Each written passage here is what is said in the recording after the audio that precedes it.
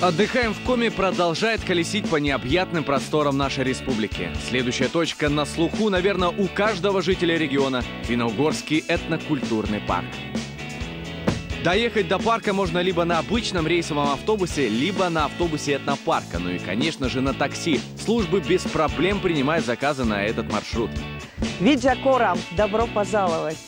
Практически с порога со всем радушием нас сразу же встретили работники парка, и мы отправились на экскурсию. Все знакомые, все друзья обычно обнимаются на этом мосту. Да, ну давайте тогда со мной. Ну давай. Кстати, называется этот мост «Мост поцелуев», так что влюбленным парочкам здесь есть чем заняться. А мы перемещаемся в самый настоящий чум. Для тех, кто не в курсе, это жилище кочевых народов, занимающихся оленеводством. Чум у ижемцев и у ненцев делится таким вот образом. Та женская половина. То есть я на женскую, да, сел? Ой, прошу прощения, это у Ханты-Мансии. Интересно, что историки признают чум первым опытом искусственно создаваемого жилья, к которому человек обратился от полых, дуплистых деревьев и пещер. Кстати, если появится желание, то в чуме можно и переночевать, так сказать, ощутить себя древним оленеводом. В древние времена оленеводы, говорят, мылись только после рождения и уже перед смертью. Они не мылись, они густо-густо намазывали себя оленьим жиром. Это предохраняло и от грязи, и от паразитов разных всяких. Думаю, намазываться жиром для вас будет лишним. Ну а мы попадаем в Коми-подворье. Здесь находится изба, которая сочетает в себе несколько традиционных стилей коми-домостроения. Здесь же баня и дровяник. Вот это вот вещь редко дошедшая до наших дней. Это мужское коромысло, можете примерить на себя. Давайте. Вот. Видите, А какой почему? упор. Для ношения тяжести. К примеру, ведра с песком. Весьма интересная экскурсия плавно перетекает в мастер-классы. Здесь можно поиграть на древних музыкальных инструментах коми-народа, испечь под чутким руководством хозяйки подворья коми-шаньги, затопить на шишках самовар и заварить настоящий травяной чай или, к примеру, заняться обработкой овечьей шерсти. Делаем так. Вот и раскрываем. Получилось? Получилось. Затем такие комочки собираются. Но она пахнет шерстью, потому что она не стиральная. Стирать нельзя, потому что потом прясть тяжело. Поваляться на сене, вдохнуть этот сладкий деревенский запах. Кстати, уже неоднократно прямо здесь туристы устраивали себе тихий час. Также здесь вам предложат природные растительные аналоги антикомаринов. Это пижма, успокоительным, мята и даже энергетиком. Зверобой, его можно пить, когда сильный упадок сил. Вот, или после продолжительной болезни. Вот. Ну, сильно увлекаться тоже нельзя. Кто пожелает традиционной черной коми-баньки без проблем. Вам здесь ее и затопят, и приготовят как надо. Ну а я отправился дальше, прямиком в лес. Признайтесь, все мы в детстве хотели погрузиться, попасть в сказку. Здесь, в этнокультурном парке, это реально. Надо всего лишь вступить на эту сказочную тропу.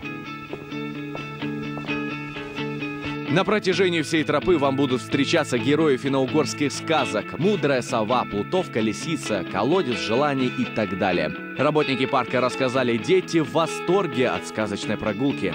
А это у нас пасека. Кропотливым трудом пчелки запасают сладкий нектар. Но не тут-то было.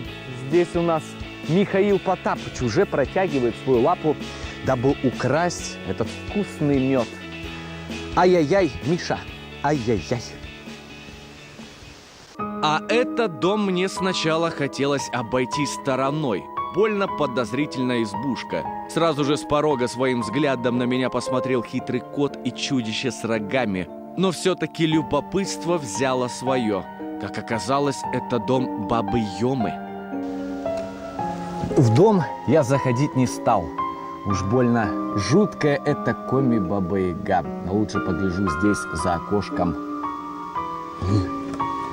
Однако, как рассказали представители парка, первыми, кто рвется в гости к бабе Йоме, это дети. Вот такое оно новое поколение. Ну а я со сказочной переместился на веревочную тропу. Здесь есть 3 маршрута: детский, семейный и экстремальный. Я выбрал семейный, все-таки эту передачу надо кому-то закончить. И как только вступил на тропу, сразу же заиграло воображение. Невольно вспоминаешь, дорогие друзья, фильмы про Тарзана. Как он лихо перемещается по этим лианам. Я тут лично еле передвигаюсь по натяжным канатам. Так что мне, походу, в очередном сиквеле Тарзана не снятся. Все прошло без эксцессов. Я благополучно добрался до финишной точки, но нашелся тот, кто не впечатлился моим результатом и решил показать мне мастер-класс. Пока я отдыхаю после веревочной семейной тропы, мой оператор решил почувствовать себя настоящим экстремалом. Ну как тебе там? Хорошо? Он притворяется. После таких веревочных походов хорошо бы и отдохнуть. Благо здесь же на территории парка расположена элегантная и комфортабельная гостиница «Финно-Угория». После насыщенной экскурсии чувствуется некая усталость. Как же хорошо иногда отдохнуть в гостиничном номере. Присесть на диван, вытянуть ноги, включить телевизор. Уединение, кайф. Многие туристы говорят о том, какая удивительная здесь по утрам тишина. По весне сюда приезжают послушать местных соловьев. Кстати, каждое утро всех постояльцев ожидает небольшой комплимент от поваров кафе этнопарка. Вкусный и полезный завтрак. Да, Финно-Угорский этнокультурный парк – это отличная площадка для проведения событийных мероприятий и для уединения, которое так нам всем иногда необходимо. Места здесь хватит всем. Как это ни удивительно, на территории этнопарка в одно и то же время могут находиться несколько групп посетителей и не пересекаться. А еще это сегодня одно из популярных мест для проведения свадеб. Место для семейного отдыха. Как же хорошо на душе от таких живописных пейзажей. Да и вообще здесь есть все, что нужно для хорошего отдыха. Чистый свежий воздух, огромная территория для культурного времяпрепровождения.